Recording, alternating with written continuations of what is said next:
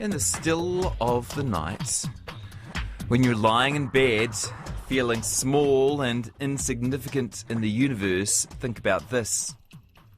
You are actually small and insignificant in the universe, and human life fills no real purpose. You live, you die, and that's it. So says David Bienatar, a professor of philosophy at University of Cape Town, South Africa. He wants us to have a difficult conversation about life, death, and mortality, one that is not tainted by optimism. David's best known for his antinatalist view that we should stop having children because to live is to suffer, and the best way to protect children is never to have them at all. He offers his views in his new book. It's called The Human Predicament, a candid guide to life's biggest questions. And Professor David Bienatar joins us now from Cape Town. Hi there.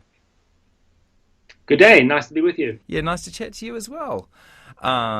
Is life so bad, David? Well, I think it is. Obviously, it varies from person to person. Some people have it worse than others. But I think that even the best lives are not nearly as good as many people think. That's a conclusion that many people want to resist. And I think sometimes they want to resist it because they're in the phase of life that isn't as bad as it's going to get. And they don't really think about the future when it may get much worse. What sorts of things are you talking about when you're balancing the good stuff versus the bad stuff? Right, so I think we can balance the good stuff and the bad stuff within a single day, but also we can look at it over a lifetime. And I think certainly over a lifetime, it's quite clear that the bad outweighs the good. There are a variety of reasons for this, which perhaps I should share with your listeners. If you think about the good things and the bad things, you'll see that the bad things tend to predominate. So think about pain, for example. It tends to go on a lot longer than pleasure does. There is such a thing as chronic pain. There's no such thing as chronic pleasure. There can be ongoing satisfaction with life, but that can just be matched by ongoing dissatisfaction. If you think about how bad the worst pains are, they're going to be a lot worse than the best pleasures are good. And if you need a test of that, just think for yourself whether you would exchange, let's say, 5 minutes of the worst pains in exchange for 5 minutes of the best pleasures. I think that's the deal many people would want to take. I wonder if pain and pleasure isn't the best way to evaluate a life, though. Maybe that's where we're going wrong, that we're sort of the pursuit of pleasure is not what we should be aiming at. We should be aiming at other things like, I don't know, self-fulfillment and actualization and all those other things they recommend in self-help books in 2017. Right. Well, I was saying that pleasures and pains were just an example. I can extend it to other things in life. So think about something like knowledge. We often take knowledge to be a good thing.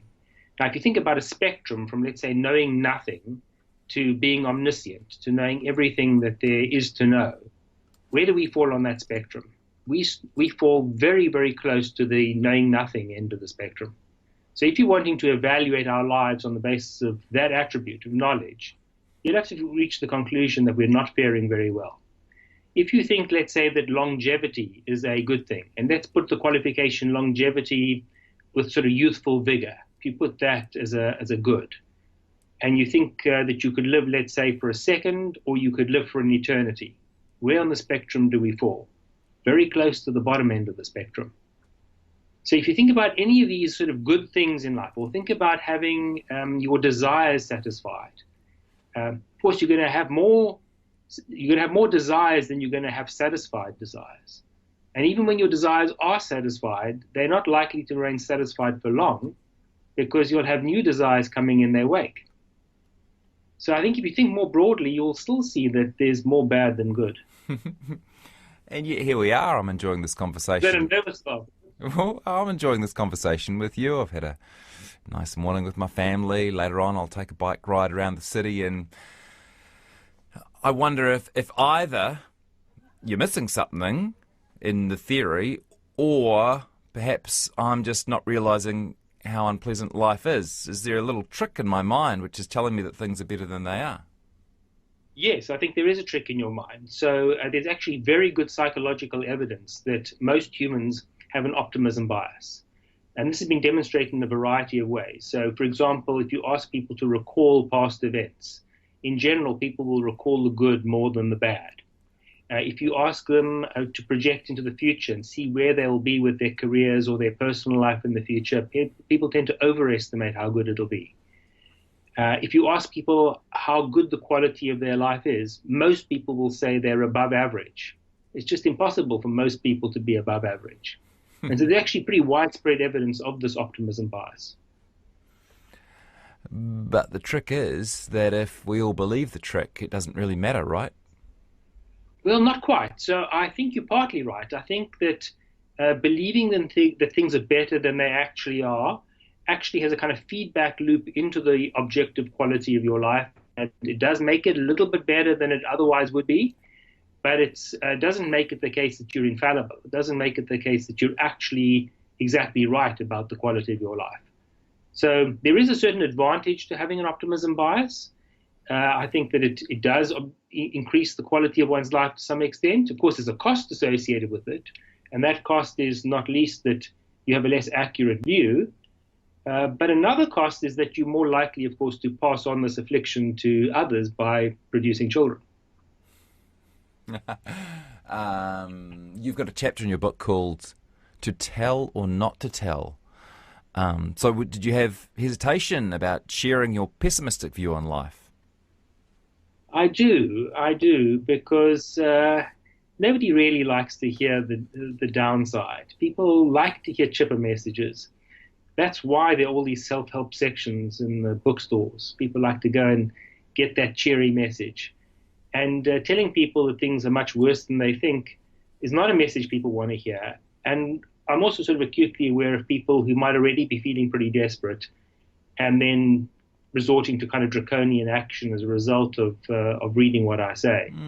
So I am mindful of that, and I'm certainly not wanting to make people worse off in their quality of life. But what I am wanting is perhaps a more thoughtful approach to these matters, to try and get the balance right between not being too glum, but also having a sufficiently clear-eyed view of the world that one doesn't perpetuate the misery. When I was describing your philosophy to one of my colleagues just before this interview, she got quite upset by the idea, and she said well, why does he bother then? If life's so terrible, why does he bother continuing?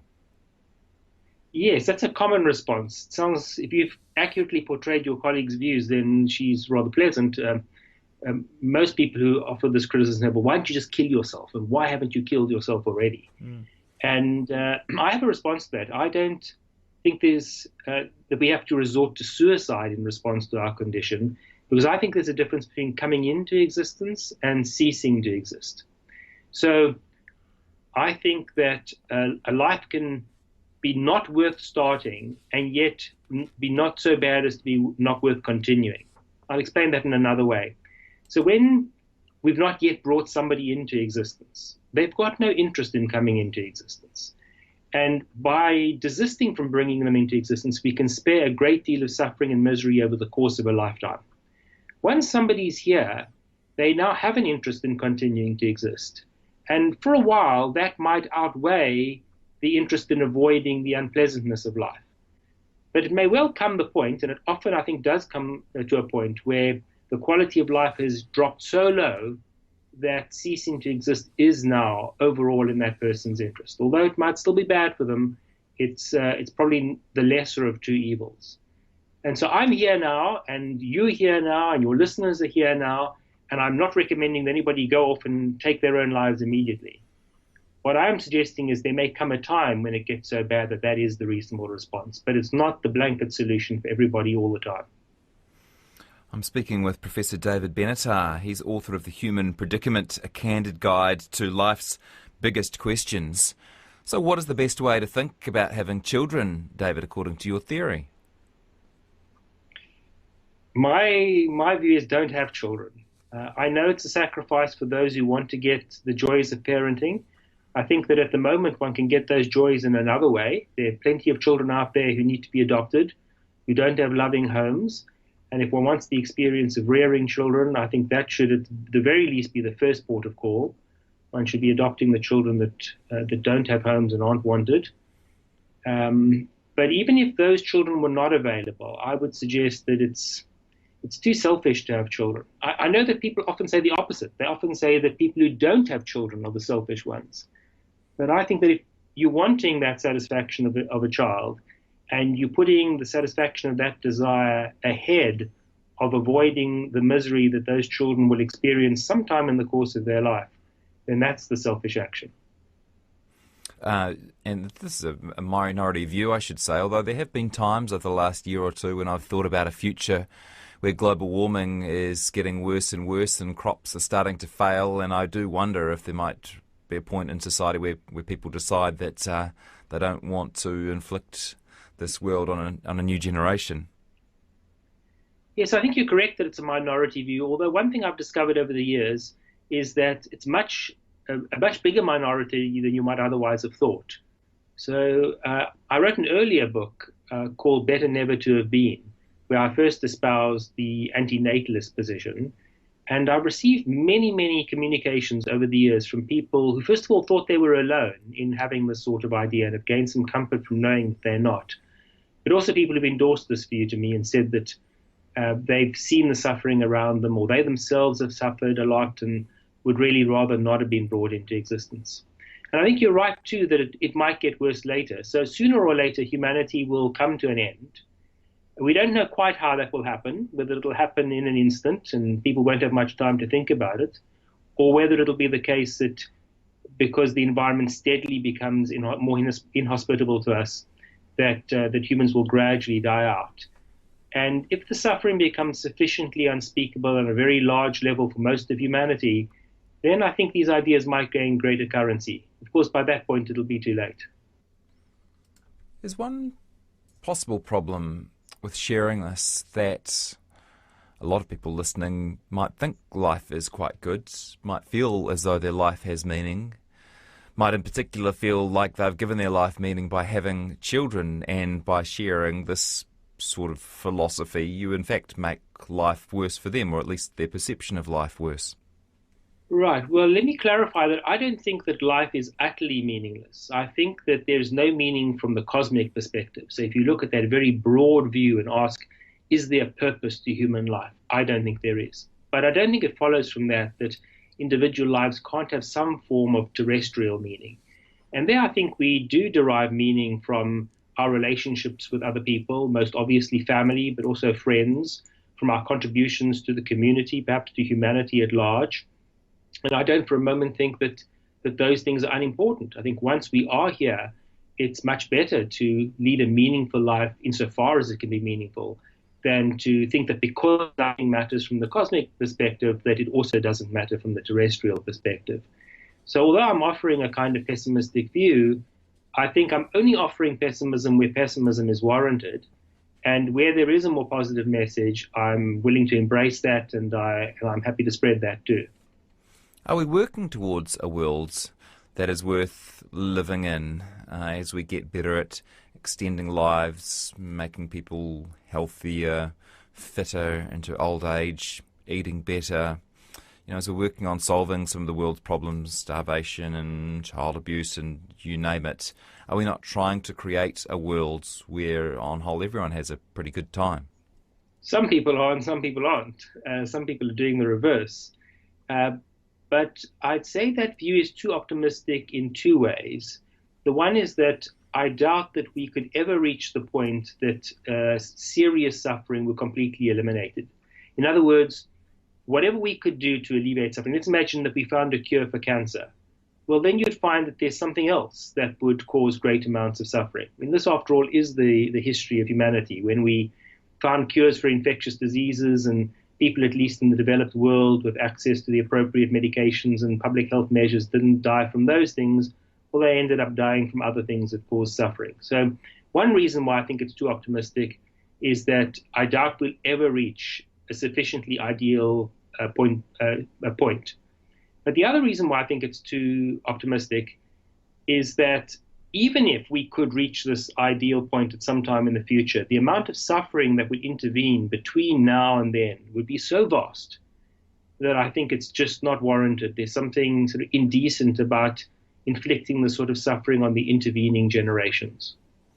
And speaking of those generations, is there not something of a positive feedback loop? When my grandparents had my mum, she gave them a lot of joy. Then she gave birth to 2 kids, and that brought her joy. And now we're having children, and it sort of it generates this pleasure that even if they don't experience it immediately upon being born, they buy into the system, right? Yes, so buying into the system may well be sort of deeply ingrained in us as a result of our evolutionary past. And so it's not surprising that it's there. Of course, it doesn't mean that as a result of that, it ought to be endorsed. So there are all kinds of practices that can bring pleasure, at least to some parties. I also think that insofar as people do endorse their parents' reproductive activity, it's part of a kind of adaptive preference that, given that we hear and given that optimism bias, people sort of justify this. But I think there are other ways to get pleasure other than through having children. And I think one aspect of the picture you've left out is the suffering that comes from having children. So you may get pleasure from having your children, but in due course, if the mortality order is correct, they're going to suffer immense bereavement at your loss when you die. That's not something that you're going to have to deal with. But we'll explain to them that's just the way the world works. It's a circle of life, David. Well, the circle of life is another very misleading expression, because that suggests you really go in a circle, that you live, you die, and then you live again, and then you die. There's no circle going on here. You live and you die and you're gone forever. And if you've bred, then you've perpetuated this unfortunate trajectory. You've described parenting as a form of a Ponzi scheme. Can you explain that to us? Yes, a procreational Ponzi scheme.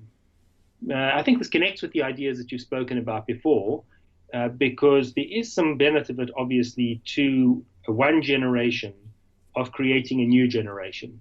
And this happens within a family, so children can be a benefit to their parents, but it also happens in society at large, whereby as a generation ages, it's important that there be, for them, a new generation of people who will be running society, including running the old age homes and providing the medical care for the aged and all that sort of thing. But in generating that new generation, we're now generating a need for that generation to have a subsequent generation. And so it's a Ponzi scheme in that eventually it's going to go bust. And the final people are going to have to pay a price and will pay a price. If this advice of yours is good for humans, should we be offering the same advice to horses, cats, giraffes? Don't have kids. It's not worth it. Yes, I think that this point really applies to all sentient life, because all sentient life is capable of suffering, of experiencing unpleasantness. It's just that we don't normally make the procreative decisions for most animals. We do for some. We certainly assist in some. So if we're breeding farm animals, for example, or we're breeding companion animals, there we're very active participants in the reproductive process. And I would say in all of those cases, we ought not to be doing it. Of course, in the case of farm animals, I think it's overdetermined, because we are breeding them almost in order to inflict suffering and death on them. And I think that's just entirely unacceptable. If I believe in God, does this give me extra reason to have children, find meaning in life? Is it a way out of your argument? I think a lot of people think that it is, and obviously at a certain level, I can't argue with somebody who just has a belief that God has commanded them to reproduce. But of course, that's just an assertion, really. If you're going to want to argue that, you're going to have to argue for a lot of very controversial assumptions, including the assumption that God does exist, that He does command you to reproduce, that commandment is still binding, that there are no overriding considerations. So I think that religious people would need to do a lot more argumentative work. But I should add that belief in God by itself doesn't dictate a pro-natalist position. Firstly, there are religious traditions where, at least among certain people, procreation is not encouraged. So you think about within the Catholic Church, the priests and nuns are actually prohibited from engaging in the sexual activity that would lead to procreation. There have been groups such as the Shakers that have been categorically opposed to reproduction for all members of the church. And then there have been strands of religious thinking that, although not dominant, are antinatalist in their orientation. So if you think, for example, about the prophet Jeremiah, if you think about Job, these are people who have all expressed antinatalist views. And so I would sort of caution religious people to take a kind of more sophisticated and nuanced view and to think more deeply about these matters. I've been trying to think, I said earlier in the conversation that I wonder if your theory is missing something, or if you're missing a vital sort of link. And I wonder if that might be love, David. I wonder if you're discounting the what love gives to life. That although, yes, there are times when we're uncomfortable, we've got a headache, or we're hungry, or we're ill, but maybe you're discounting the overall feeling of well-being or goodness that love provides us, love from our friends and for our friends and family and for the world in general. Is that missing from your theory? Not at all. I think love is absolutely crucial, and it's one of the good things in life. Of course, it comes with its own downside, because when you love, you can also lose. That doesn't mean to say that I think that once we're here, we ought not to love for the fear of losing. But I think that there are people that we can love other than children that we bring into existence. There are our siblings, there are our parents, there are our friends. And I think that love is very important. I should also add, of course, that love comes in different kinds. And I should clarify that I'm not opposed to erotic love, and I'm not opposed to sex. Fortunately, we're able to decouple sex from procreation. And so it's procreation that I'm opposed to, not to love even in the carnal sense. The book is called The Human Predicament, A Candid Guide to Life's Biggest Questions. And Professor David Bennett, I really appreciate the time you've spent explaining it to us today, and nice to have met you. Thanks very much. Nice to chat with you.